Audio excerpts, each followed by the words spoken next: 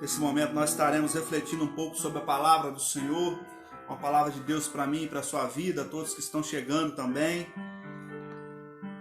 Compartilhe aí esse momento, porque tenho certeza que Deus irá falar comigo, com você. Abençoe uma pessoa aí. Tânia Fonseca, Deus abençoe sua vida. Márcia Gomes, Alessandra Oliveira. Melhorou, irmã? Deus abençoe sua vida e continue te dando alívio aí, derramando bálsamo de cura sobre a sua vida. Antônio Fialho. Vamos estar refletindo nesse momento agora. Quero convidar você a abrir sua Bíblia no livro de Atos, capítulo 9. Tiago Pachu, Deus abençoe sua vida. Possa alcançar seu coração onde quer que você esteja aí, meu irmão. Beth Souza. Atos 9. Estaremos lendo dois textos. Atos 9 e Provérbios 16, versículo 1.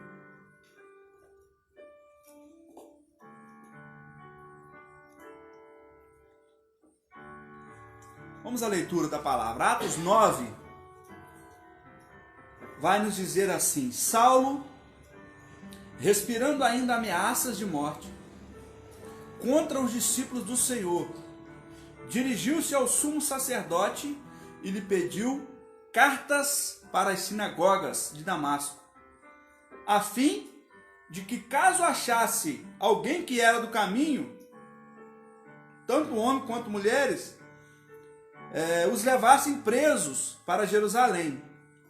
Seguindo ele estrada fora, ao aproximar-se de Damasco, subitamente uma luz do céu brilhou ao seu redor, e caindo por terra, ouviu uma voz que lhe dizia: Saulo, Saulo, por que me persegues? Ele perguntou: Quem és tu, Senhor? E a resposta foi: Eu sou Jesus, a quem tu persegues. Mas levanta-te e entra na cidade, onde te dirão o que te convém fazer. Apenas até o verso 6, esse texto nos relata a conversão de Saulo. E o segundo texto está em Provérbios 16, 1, que vai nos dizer assim, esse versículo, muito direto: O coração do homem pode fazer planos, mas a resposta certa dos lábios vem do Senhor.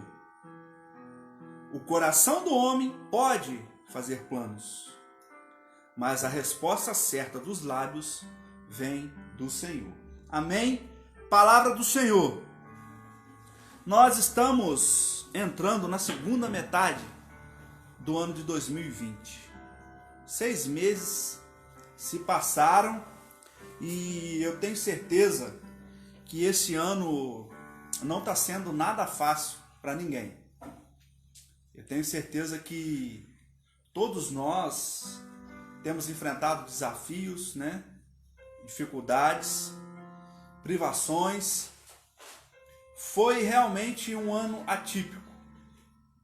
Foi um ano onde muitos sonhos e muitos planos foram cancelados ou foram adiados, pelo menos.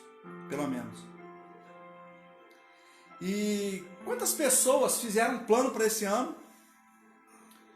Quantas pessoas sonharam com alguma coisa para realizar esse ano e por conta do Covid, por conta da pandemia, tiveram que cancelar ou até mesmo adiar. Tiveram os seus sonhos, os seus planos interrompidos. Tenho certeza, você que está me ouvindo agora, dessas 75 pessoas que temos aí, tenho certeza que você também planejou alguma coisa para esse ano. E aí você tem até liberdade para dizer aí, se é verdade ou se não, se de fato você viveu essa experiência. Quem sabe você começou um ano com uma expectativa muito grande. Quem sabe você começou esse ano fazendo prognóstico, fazendo planos, pensando lá na frente. E de repente seus planos e seus sonhos vieram abaixo. Tudo veio à tona porque ficamos impossibilitados, por conta de tudo isso que está acontecendo. Será que você, esse ano, não criou expectativa de alguma coisa? De algum plano, de algum sonho que você queria que se realizasse esse ano? E de repente, nesses primeiros 6 meses, nós estamos aí, né? Diante de tudo que está acontecendo, desafios cada vez maiores, dificuldades cada vez maiores. Tem sido de fato um ano desafiador. Mas não podemos olhar para isso como simplesmente murmuração ou simplesmente reclamando, porque se estamos aqui é porque o Senhor nos deu graça. Se estamos aqui, se você está ouvindo essa live, você está ouvindo essa palavra, é porque o Senhor te sustentou em todo esse tempo. Em meio a dificuldades, em meio aos desafios, nós superamos, nós estamos aqui. E estamos prontos para enfrentar, né, os outros 6 meses que vêm pela nossa frente, com graça, com fé e coragem. E a palavra de Deus para o seu coração nessa noite, ela tem a ver com planos. Exatamente sobre esse assunto que nós iremos repartir com você nessa noite. Ela tem a ver com planos, com sonhos. E o texto que nós lemos de Provérbios, ele é um texto muito direto e apenas um versículo, mas esse versículo ele tem pelo menos 2 verdades nele. Porque o versículo de Provérbios 16:1 diz assim: o coração do homem pode fazer planos, mas a resposta certa vem dos lábios do Senhor. Qual é a primeira verdade que esse versículo apresenta para mim e para você? A Bíblia nos garante que eu e você podemos fazer planos. Olha só, você tem um respaldo bíblico que você pode fazer planos. O homem pode fazer planos. E em vista disso, eu te aconselho que você faça, que você sonhe, que você planeje, que você se encha de expectativa, que você tenha esperança de realizar seus sonhos, de realizar seus planos. A Bíblia nos dá esse respaldo. A Bíblia, ela nos permite isso. Essa é uma verdade que o versículo nos apresenta. O homem pode fazer planos. Jesus, certa vez, reunido com os seus discípulos, ele vai aconselhar os discípulos assim: olha, quando você for construir uma torre, senta primeiro, planeje, calcule, para que vocês tenham consciência se aqui os recursos que você tem serão suficientes para você terminar a obra. Ou seja, Jesus ensinando os discípulos a quê? Planejar, a sonhar. Ele vai dizer para os discípulos: se vocês pensarem em ir para a guerra, o que vocês devem fazer? Calcule o número de soldados que você tem, pondere, vê se o seu número de soldados é menor ou maior do que o seu inimigo. Ou seja, não vá para a guerra de qualquer jeito, planeje. A Bíblia nos dá esse respaldo. Você pode fazer planos. Jesus orientou os discípulos, o sábio de Provérbios nos orienta: o homem pode fazer planos. Essa é a primeira verdade do versículo. Porém, esse versículo ele nos apresenta uma segunda verdade, que aparentemente contrapõe a primeira, se coloca em oposição à primeira.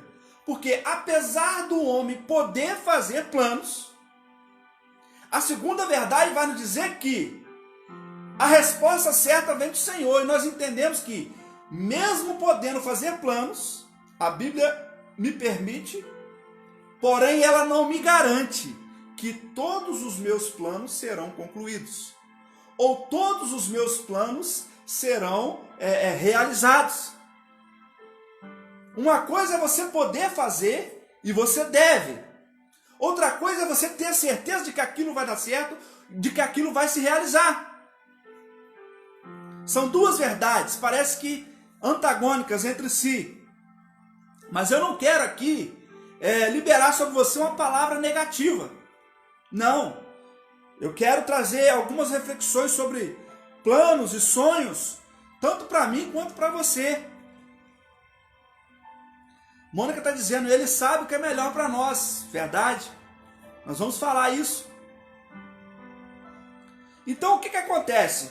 Você pode fazer plano, mas entenda o seguinte: o seu plano, a Bíblia não está garantindo que ele vai dar certo.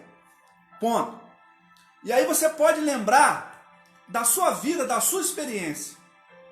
Quantas vezes você sentou com a sua família, com o seu esposo, com alguém, com o seu filho, e planejou algo, e investiu naquele plano, ou investiu naquele sonho? Quantas vezes você fez a sua parte, você se preparou, você fez tudo aquilo que lhe cabia, investindo no seu sonho, tempo, dinheiro, e infelizmente os seus planos e os seus sonhos foram frustrados. Não deu certo, não foi adiante, você não conseguiu executá-lo. E o que sobra para nós quando os nossos planos, os nossos sonhos não dão certo, é o quê? Frustração, tristeza, não é verdade? O que é natural. Nós somos humanos e nosso corpo sente, nosso corpo reage. Queria tanto que aquilo acontecesse. Eu investi tanto tempo, eu investi dinheiro, eu sonhei, eu planejei, eu fiz a minha parte, porém não deu certo. E aí nós nos pegamos até mesmo questionando a Deus por isso. Mas por que, Senhor, não deu certo? Mas por que não foi adiante? Eu fiz tudo certo. Eu investi tempo, eu investi dinheiro. Eu calculei, planejei, mas ainda assim não deu certo. E aí às vezes vem a tristeza, vem a frustração, vem a indignação. E nós começamos até mesmo a questionar a Deus, por quê? Mas aí o tempo vai passando. E à medida que o tempo vai passando, as coisas vão se esclarecendo. E muitas vezes você entende, lá na frente você vai entender, no primeiro momento você não entende, mas lá na frente você vai entender que aquele plano que não deu certo, na verdade não era a mão do Senhor te punindo, mas era o Senhor te livrando.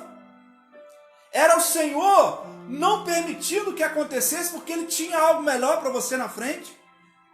E aí, com o passar do tempo, lá na frente, quando você começa a entender as coisas, quando os seus olhos espirituais são abertos, ao invés de se indignar contra Deus, seu coração se enche de alegria e gratidão. Quantas vezes você não falou assim: ah, Senhor, obrigado por não ter deixado aquilo acontecer, porque lá atrás você não tinha a visão que você tem hoje. Não é verdade, irmã Edmar? Lá na frente você vai entender que o fato de Deus não permitir o seu plano, o seu sonho acontecer, na verdade não era punição, mas era cuidado dele. Era cuidado dele.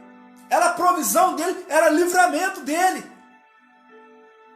No primeiro momento você queria, fez pirraça, chorou. Mas lá na frente você vai olhar com os olhos mais maduros e vai dizer assim: Senhor, muito obrigado. Ainda bem que aquele plano não deu certo, porque senão eu estaria arruinado hoje. E aí você vai entender que a mão de Deus está sobre você, mesmo quando um plano não dá certo, mesmo quando um sonho não vai adiante.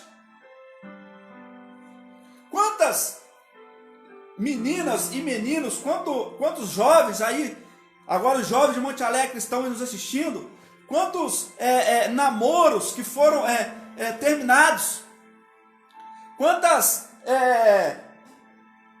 paixões que você já teve, e que naquele primeiro momento você queria, ah, Senhor, é o homem de Deus para minha vida, é a menina de Deus para minha vida, e de repente aquilo não vai à frente, aquilo se deteriora, aquela relação para, e você fica praguejando, apaixonado, chorando, mas lá na frente você vai entender, quando os tempos o tempo vai passando, as coisas vão se esclarecendo, você vai entender que na verdade Deus estava te dando um livramento, na verdade Deus estava te poupando do pior, na verdade Deus estava cuidando de você, mas que no primeiro momento nós, como seres humanos, como crianças mimadas, queremos, e não entendemos o agir de Deus, e não entendemos por que de fato não aconteceu, por que os planos se frustraram. Quem de nós nunca passou por uma situação dessa? Será que você nunca viveu isso? Será que você nunca experimentou isso? Se indignar com Deus por um plano que não deu certo e lá na frente se arrepender e dizer: Senhor, obrigado porque o Senhor não permitiu que esse plano desse certo. Senão eu estaria arruinado, senão a minha vida seria outra. E isso só revela uma coisa para mim e para você: que Deus ele ainda é soberano sobre a minha e sobre a sua vida. Que Deus ele ainda é soberano sobre os meus sonhos e sobre os seus planos. Glória. Portanto, ele ainda é Senhor da nossa vida. Ele sabe o que é melhor. Isso revela a soberania de Deus sobre nós, sobre sonhos e planos que nós fazemos, mas que devemos submeter a Ele. Pois bem, o texto de Atos aparentemente não tem nada a ver com isso, né? O que o texto de Atos que nós lemos tem a ver com planos e sonhos? Parece que não tem nada a ver, mas de fato você vai entender o que Deus tem para mim e para você aqui. Porque o texto de Atos, ele vai narrar para nós a conversão de Saulo.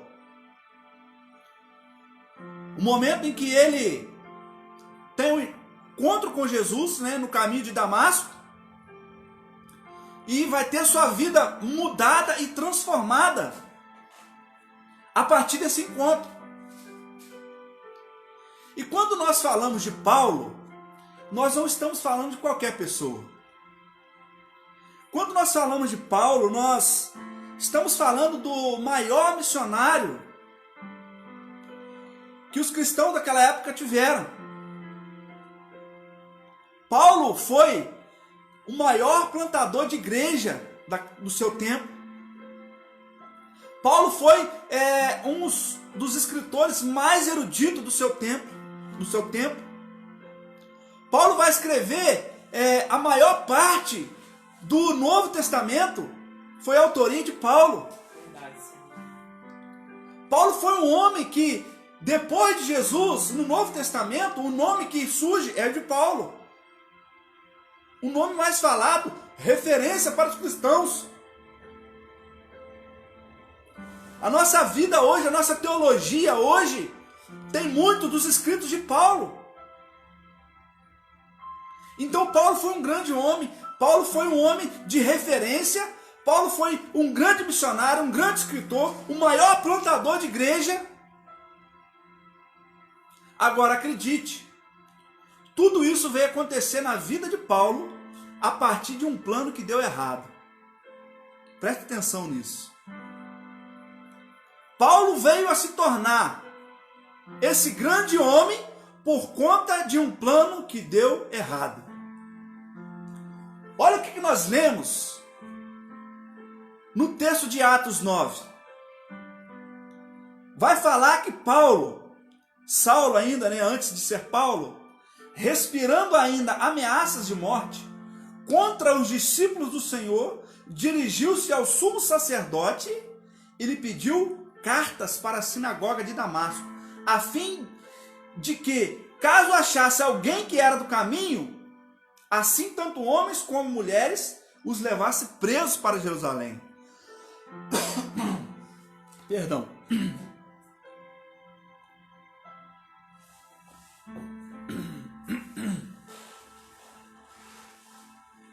Deixa eu me recobrar aqui.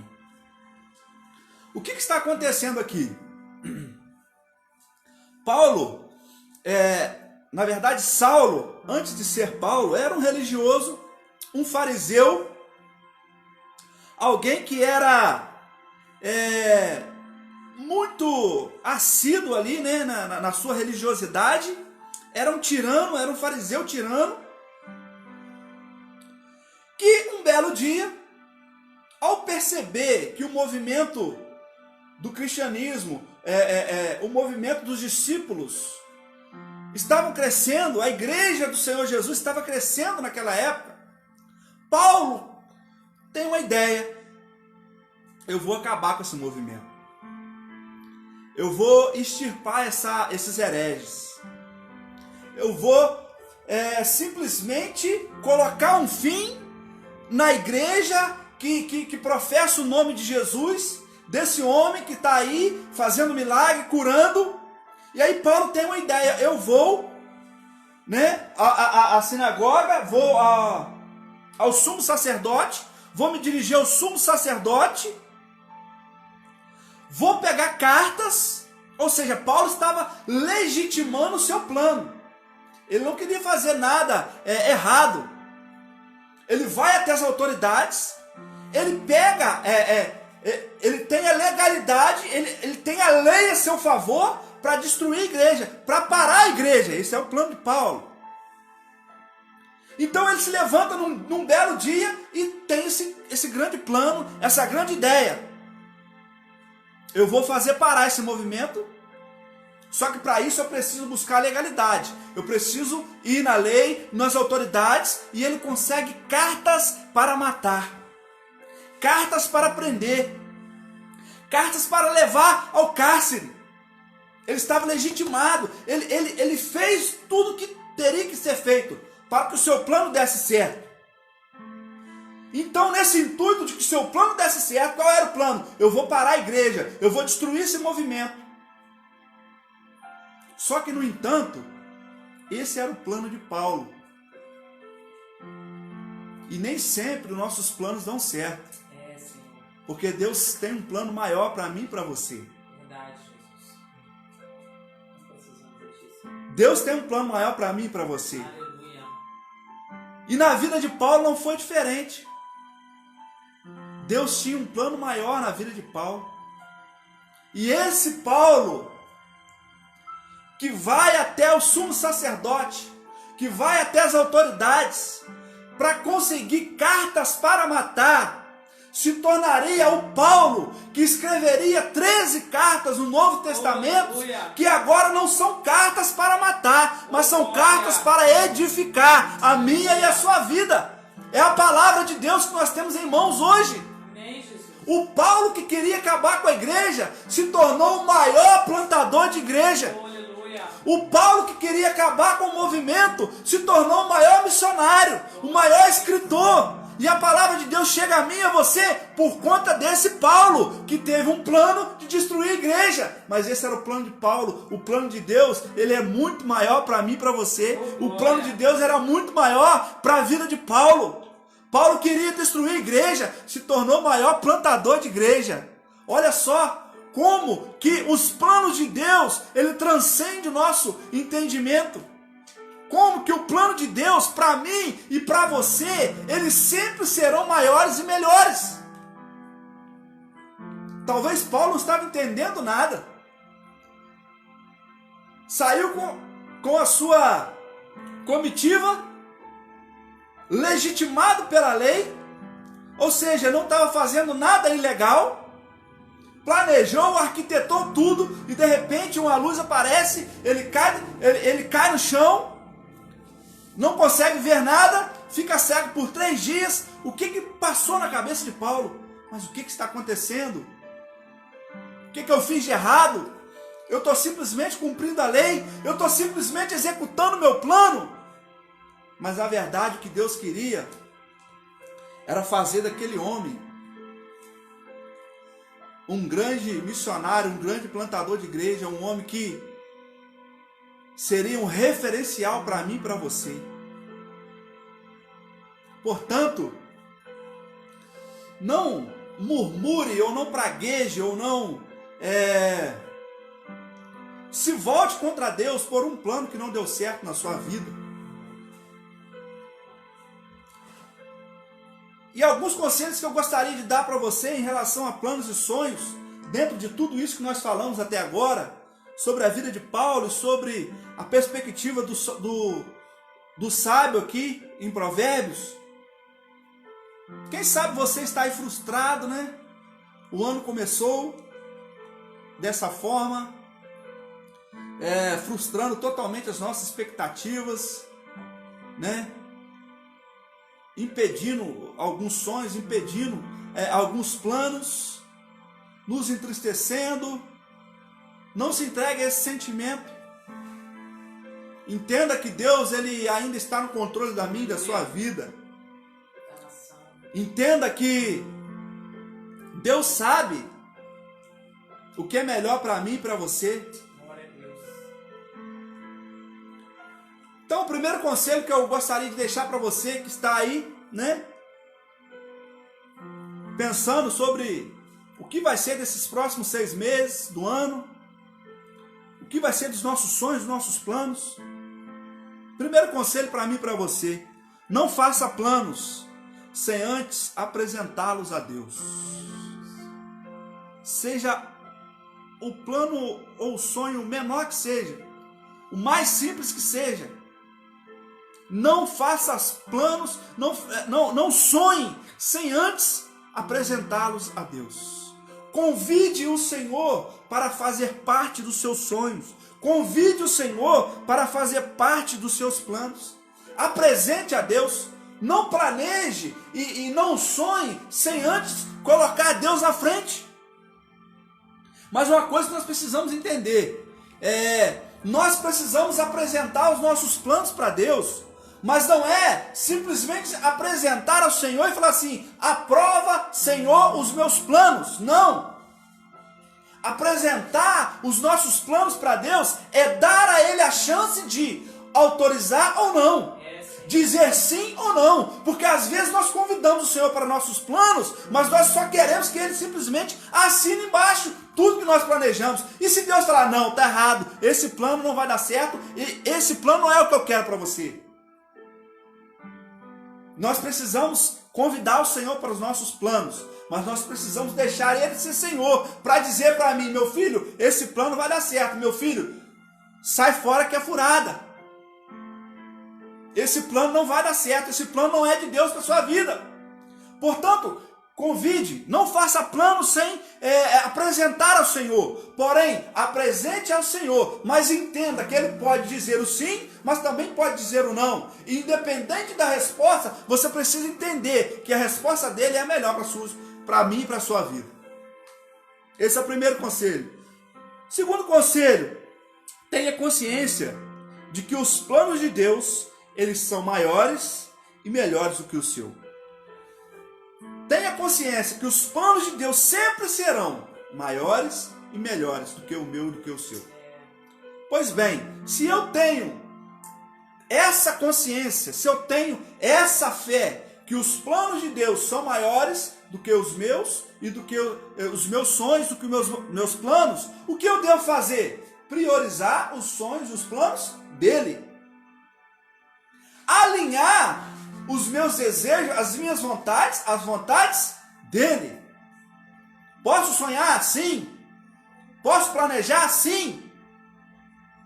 Mas eu preciso alinhar esses sonhos e esses planos aos dele. Porque lembra da palavra inicial? O milagre acontece, o sobrenatural acontece quando a vontade de Deus, primeiro, se alinha com a vontade do homem. É nesse momento que o sobrenatural acontece na minha e na sua vida. Portanto, entenda, os sonhos dele são melhores. Os sonhos dele, os planos dele são maiores. Priorize os deles então, o dele então. Priorize os sonhos de Deus, priorize os planos de Deus. E tente alinhar os seus sonhos, os seus planos com os dele. Terceiro conselho: nunca questione a Deus por algum plano que não deu certo em sua vida. Nunca questione a Deus por algum plano que não deu certo em sua vida. Não murmure, não pragueje, não se volte contra o seu Deus. A nossa visão, ela é uma visão limitada. Nós enxergamos o aqui e o agora. A nossa visão, ela é temporal. A visão de Deus, ela é atemporal. Você está vendo apenas o presente. O seu Deus, ele enxerga o seu futuro. Você está vendo o que a sua visão alcança. Deus está vendo além daquilo que você pode alcançar. Deus sabe o que é melhor. Deus sabe o que te espera. O profeta vai dizer ao povo de Israel: eu é que sei que planos tenho a vosso respeito, planos de paz e não de mal, para vos dar o fim que desejais. Portanto, o plano não deu certo. A gente fica triste, eu sei que fica. Vem a frustração, vem o choro, mas entenda que existe um Deus que é soberano, que cuida de você, que ama a sua vida e que pode estar te livrando de coisa pior, pode estar preparando algo melhor para você. Portanto, não se frustre por um plano que deu errado, não se volte contra Deus, não fique indignado. Procure entender qual é a boa, perfeita e agradável vontade de Deus. Que esses conselhos possam abençoar a sua vida.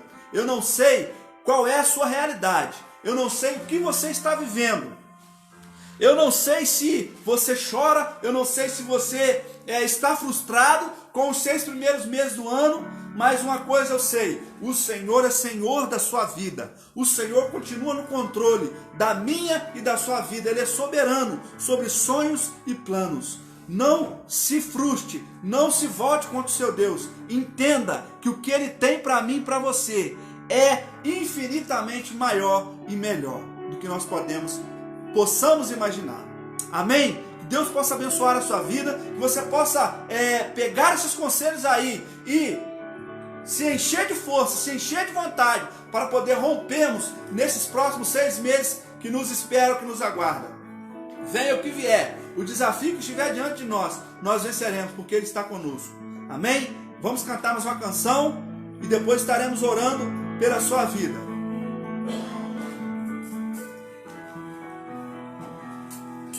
Nós tínhamos planejado cantar outra canção agora, mas durante a palavra o Senhor falou tanto ao meu coração, eu lembrei dessa de 12 anos atrás, mais ou menos. A minha vida é do Mestre. Quantos querem entregar a Deus o barco da sua vida nessa noite? Vamos confiar no controle do Senhor. Amém? Vamos cantar juntos como uma oração.